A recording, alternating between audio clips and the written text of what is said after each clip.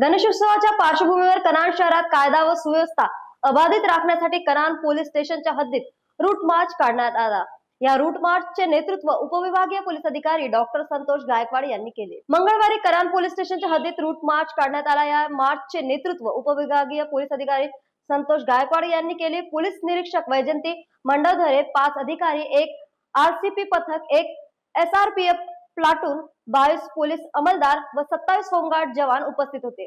Kanhan police station, doctor Babasaheb Ambedkar चौक, तारसा चौक, 7 number नाका, गुही हिरवा चौक, मुख्य तारसा चौक येथे दंगा नियंत्रणाची रंगीत तालीम घेण्यात आली। पोलीस प्रशासनाने नागरिकांना गणेश महोत्सव शांततेत व संयमाने साजरा करण्याचे आवाहन केले आहे।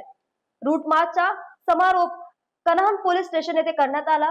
न्यूज एक्सप्रेस करिता ऋषभ बावनकर यांची बातमी।